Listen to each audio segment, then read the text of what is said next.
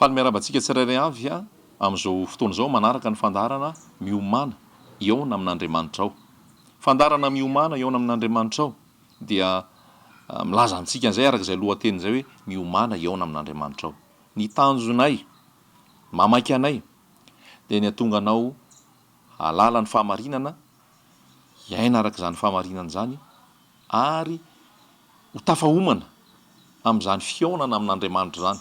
Satria isy ilay fiaonana. Ny fiverenan'i Jesosy eny amin'ny raolanitra aka ny fiangonana. Ny fiangonana no alainy rehefa ho avy eny amin'ny raolanitra izy. Io fiangonana io tsy ilay anaram-piangonana izay lazaintsika hoe misy anarany maro isan-karazany. Tsy resaka anarana ilay izy.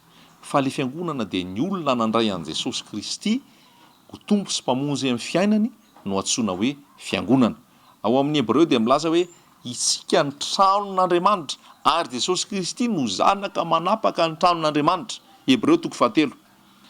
Any amin'ny Korintiana dia milaza hoe ianareo ny tempolo ny fanamasina. Fanahamasin'Andriamanitra no mitoetra ao anatinareo. Zany hoe ilay tiana ambara amintsika androany, ilay fiangonana tiana lazaina dia ianao izay manana an' Jesosy Kristy velona ao anatinao. Ianao raha ny bebaka nandray ny fanamasina, vao isy tompo-kase ny fanamasina, voasoratra any an-danitra ny anaranao, ianao no antsoina hoe fiangonana an' Jesosy Kristy. Raha tsy mbola fiangonana an' Jesosy Kristy ianao, tsy mbola tary zao fotoanan'io zao, fa mila manapa-kevitra ianao mibebaka. Fa tsy misy famonjena raha tsy misy fibebahana. Tsy misy fahamasinana raha tsy misy fibebahana. Tsy misy fiakarana eny amin'ny raolanitra miaraka amin'ny Jesosy Kristy raha tsy misy fibebahana. Ary fibebahana io dia mila misy pirofany bebaka marina. Misy vo zay entin'ilay fibebahana. Vo mendrika ny fibebahana. Ary zay ty toriteny androany ity no hoe mamoaza vo mendrika ny fibebahana. Mamoaza vo mendrika ny fibebahana. Kristianina ve ianao? Milaza fa zanak'Andriamanitra ianao? Milaza fa mpino ianao? Milaza fa mpikambana atsy ny fiangonana tsy nazaroa ianao? Misy vo mendrika ny fibebahana ve ianao? Fa tsy ny etiketiny no mamaky, tsy ny resaka titra no mamaky, tsy ny resaka asa natao marobe isan-karazany sy ny fandoavam-bola marobe no milaza fa vo mendrika ny fibebahana zay. Fa inona le vo mendrika ny fibebahana? Zay no jerentsika androany. Lioka 7:7.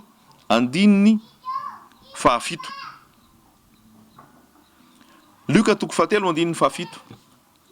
Dia hoy izy tamin'ny vahoaka izay nakeo aminy mba ataony batisa: ry taranaky ny menarana, iza no nanoro hevitra anareo handositra ny fahatezerana ho avy, koa mamoaza vo mendrika ny fibebahana.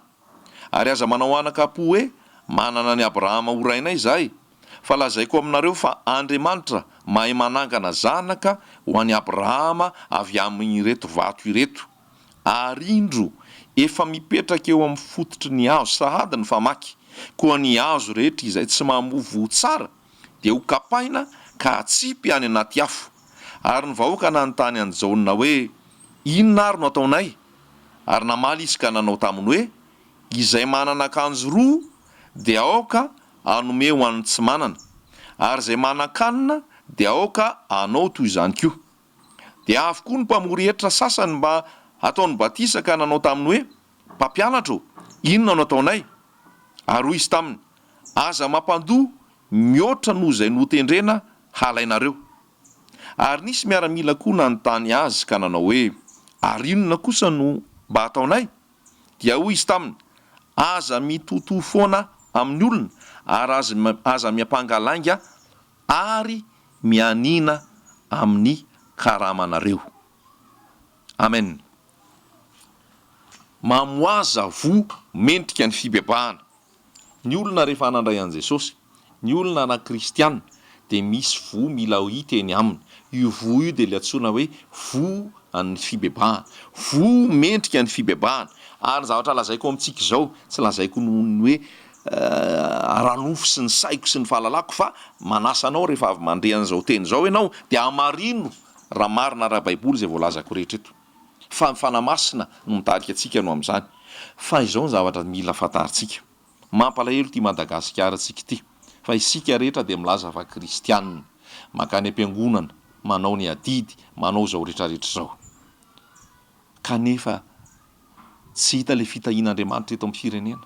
Mahatra ny vahoaka, ory ny vahoaka, mijaly ny vahoaka, milazantsika fa kristianina. Tsy normal zany, tsy araka ny tenin'Andriamanitra, misy zavatra tsy mety ao. Ity firenena ity manaja ahy amin'ny olony fa ny fony kosa lavitra. Anarana ny antsika ny hoe kristianina, anarana ny antsika fomba ny ataontsika, hetsika ety ivelany, fisehoana ety ivelany ny ataontsika, milaza fa kristianina amin'ny famonjena fotoana rehefa Alahady na Sabotsy, amin'ny asa fanompoana izay atao, amin'ny fanomezana sy fahalalan-tanana fanohanana izay asan'Andriamanitra. Fa tsy zany ny vody adavin'Andriamanitra, fa mila vomendrika ny fibebahana, ary be da be ny vo tsy hita, be da be ny vo ratsy izay hita ety amintsika.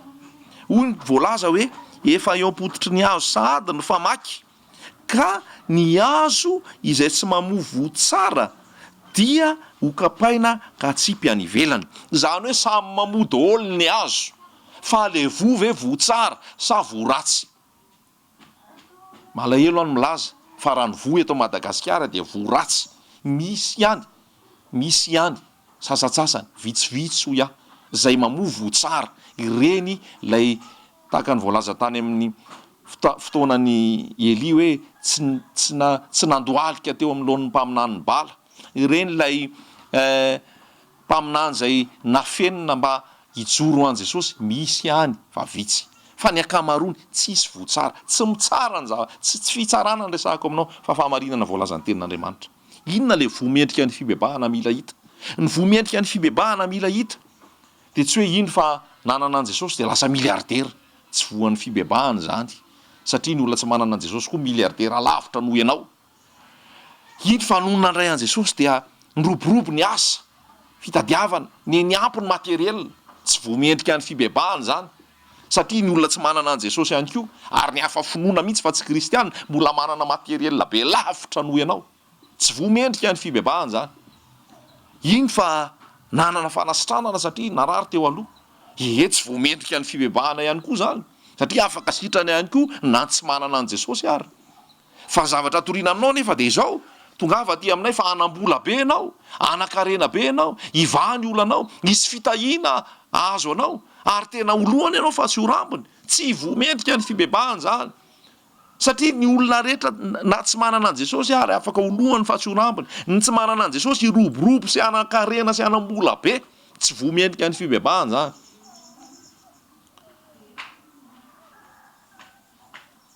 Betsaka ny fampianarana mandeha, manaitra ny nofinao, te olohany, te hojerena, te hanana, te anjaka.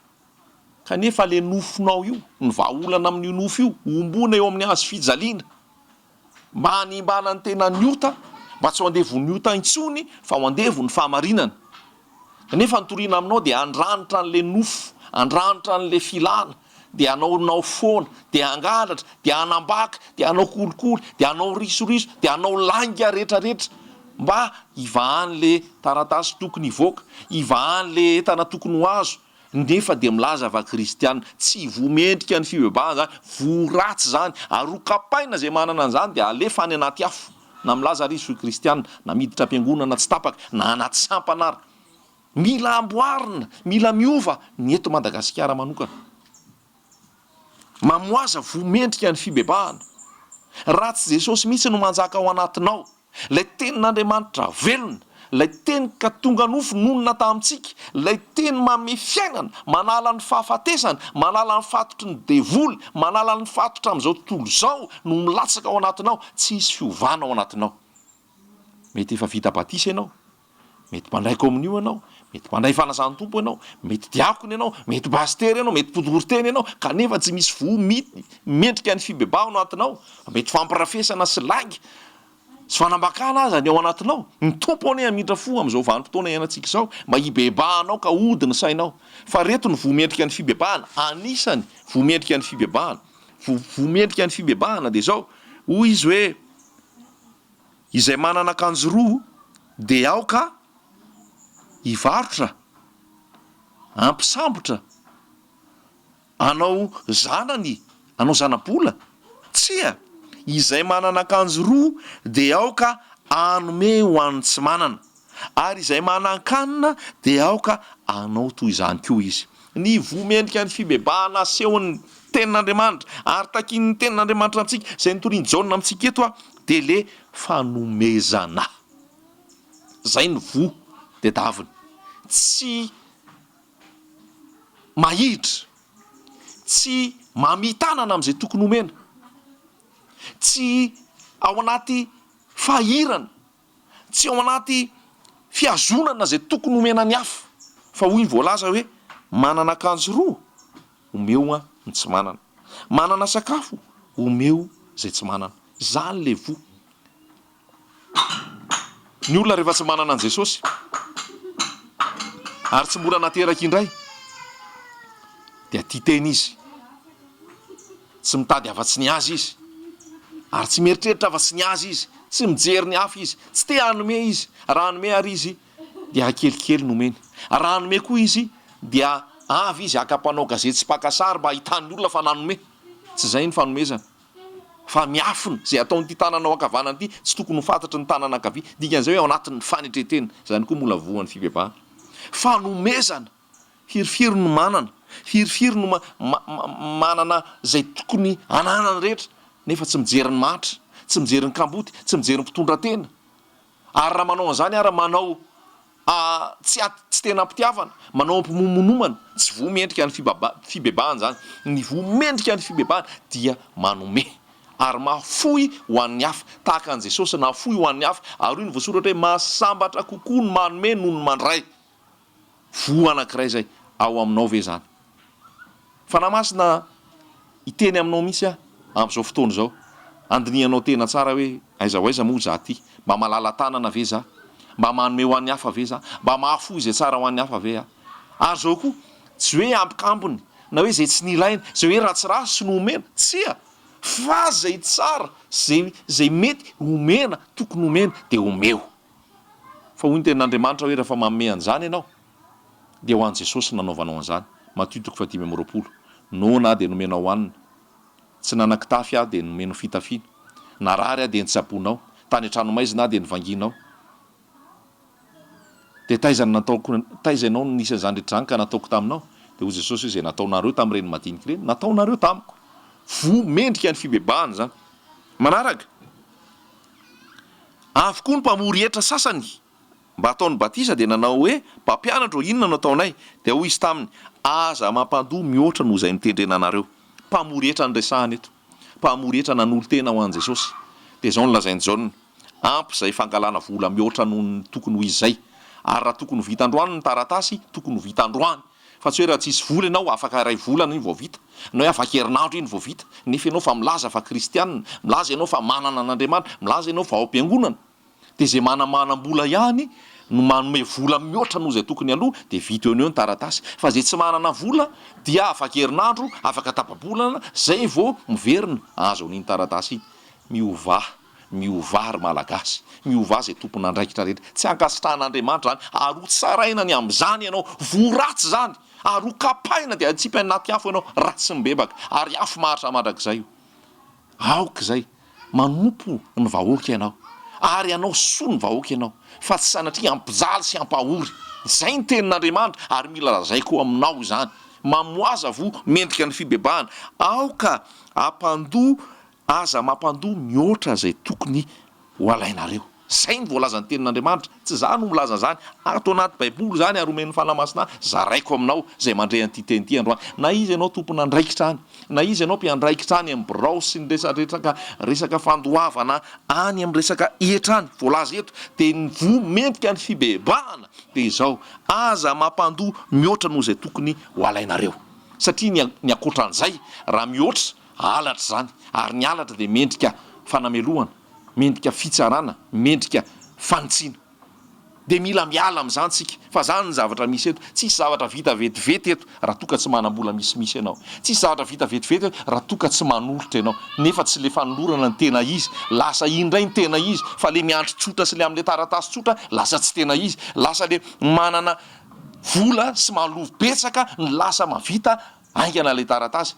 fa raha manana an Jesosy ianao, raha milaza ianao fa kristiana, raha milaza ianao fa zanak'Andriamanitra, raha milaza ianao fa vasa fiangonana zasy na zaroa matahoran'Andriamanitra, dia ampiaro ilay tenin'Andriamanitra, aza mampihoatra ny oatra zay tokony ho alohan'ny olona, ary aza atao mialonandro zay taratasy tokony ho ataon'ny olona, fa Andriamanitra notomponao ary ny vahoaka notomponao ary ho adin'Andriamanitra ianao ny amin'izany. Apetraka tsara zany tenin'Andriamanitra zany, mba ankatoy izany ianao, mba hisy fiantran'Andriamanitra ny ty fireneny ty, mba hisy fiantran'Andriamanitra ny tokantranonao. Fa ny tenin'Andriamanitra ke dia milaza hoe ny arena azo amin'ny tsirariny dia mora lany, ary zay mangorona amin'ny tsirariny dia ho lany amin'ny fotoana rehetra, ary izay nanao tamin'ny fanapakana dia ho ambakaina ihany koa. Dia apetraka amintsika izany tenin'Andriamanitra zany, fa zany mampahory ny firenena, ny kolokolo mampahory ny firenena ary mamotika ny firenena. Tsy hoe tsy ampy mana-tsaintsika, tsy hoe tsy ampy manam-pahalalantsika, tsy hoe tsy ampy manam-pahaizana sy manana maro-pahaizantsika, fa ny tsy ampy amintsika dia ny olona mandeha amin'ny fahamarinana sy mamovo mendrika ny fibebahana. Mba hianatra tahaka ny Zakaiosy eny antsika, ka ny Zakaiosy rehefa tonga tao an-tranony Jesosy dia hoy Zakaiosy, indro ny fananako omeko ny malahelo, ny atsasaky ny fananako omeko malahelo, ary raha nisy azoko tamin'ny tsirariny dia onerako avy efa hatreny zany. Aiza ny lehibe ny mpamoretra tahaka ny Zakaiosy, aiza ny mpamoretra ny tahaka ny Zakaiosy, fa zany ny vomendrika ny fibebahana, ary anio ny tonga amin'ity trano ity ny famonjena hoy Jesosy. Aza manahy ianao ny amin'ny hoavy sy ny amomba zanakao, fa raha mandeha amin'ny fahamarinana ianao, Andriamanitra manome zay tokony ho anao. Manaraka an'izay voalaza ihany koa ny miaramila, dia hoy izy hoe inona kosa ny mba ataonay, dia hoy izy taminy, aza mitoto foana amin'ny olona ary aza miampangalainga ary mianina amin'ny karamanareo. Ho an'ny miaramila zay mandre, aza mitoto foana amin'ny olona. Iny zany mitoto foana amin'ny olona zany, aza tazomina ankeriny olona rehefa marina izy avelao izy andeha, rehefa rariny nataony avelao izy andeha, fa aza gejaina sy tazomina sy gadraina amin'ny zavatra tsy nataony, amin'ny zavatra tsy rariny izy, fa raha marina izy avelao izy andeha. Zay hoe mitoto foana. Aza miampangalainga, aza mamoron-dainga hampangana olona. Hoy ny tenin'Andriamanitra, mianina amin'ny karamanareo. Zany hoe zay miaramila, eo ihany koa lazaiko amin'ny teny tsotra fotsiny hoe ny polisy, ny gendarme, zay te amovo mendrika ny fibebahana, mianina amin'ny karamanareo. Oka zay ny tsolitra, oka zay ny risoriso, oka zay ny kolikoly, zay fady ary halan'Andriamanitra. Raha kristianina ianao, kristianina ny resahako eto, milaza manana an Jesosy ny resahako eto, ny olona makany am-piangonana sy milaza fa taranaka kristianina ny resahako eto. Raha kristianina ianao, aza manala baraka ny anaran'Andriamanitra, ny anarany maha kristianina, fa voalaza mihitsy hoe aza miampangalainga, mianina amin'ny karamanareo. Izany ny vomendrika ny fibebahana. Hita eto amin'ny firenentsika ve zany? Tompony amindra fo, mampahery an'ireo miaramila, ireo polisy, ireo gendarme zay manana an Jesosy, mijoroa amin'ny fahamarinana, mijoroa amin'ny fahamarinana amin'ny toerana misy anareo, mandehana amin'ny fahitsiana, mandehana amin'ny rariny sy nitsiny, fa Jesosy momba anareo. Mampahery anareo zay mpamory hetra, zay mpiandraikitra amin'ny resaka hetra, zay manana an Jesosy, mijoroa amin'ny fahamarinana, mandehana amin'ny fahitsiana, mandehana amin'ny tahotra an'Andriamanitra, mba ho mpanompo ankasitrahan'Andriamanitra ny ianareo tsirairay avy. Fa zany ny takian'Andriamanitra eto amin'ity fireneny ity. Farany amaranako azy zay tsy maintsy olazaina ihany koa, ny fitafiana dia mahamofady amin'izao nefa milaza fa kristianina. Akanjo manara-tena ho an'ny vehivavy, hita daholo ny vatana rehetra, hita daholo ny tena zay tokony ho afenina. Fa ho ampideraina ve izy io sa atao ahoana? Mila fiafina fena, mila famahotinana, mila famasinana. Ny zavatra hita nefa dia milaza fa kristianina, nefa akanjo mamofady, manara-batana na ny ambony na ny ambany. Raha vehivavy milaza fa kristianina, vomendrika ny fibebahana, dia manao akanjo motina ary tsy mianjaka, tsy mitanjaka, tsy mampidera, tsy mampianjaanja ny vatana, fa manana toetra motina, manana fitafiana motina ao anatin'ny fahamasinana. Vomendrika ny fibebahana ihany koa zany. Tompo ane amindra fo ary ny fanamasina ne hiasa amintsika tsirairay avy fa zany natao hoe fibebahana. Fibebahana dia fialana amin'ny toerana anankiray ary tsy fiverenana amin'izany intsony. Ary ny herin'Andriamanitra sy ny herin'ny fanamasina ao anatinao tsy ataterahanao tsony zay asan'ny nofo sy ny asan'ny maizina sy ny asan'ny devoly, fa ho alanao zay alan'Andriamanitra ary ho tianao izay tiany. Amin'ny anaran'i Jesosy hiasany ny teny ary hitondra famonjena ho anao zany amin'ity androany ity, ary ho tonga aminao tokoa ny famonjena. Ho votsara ny eo aminao, tsy ho kapaina ianao, fa hitondra vokatra ho an' Jesosy ianao ho fideranan'i Jesosy. Amen.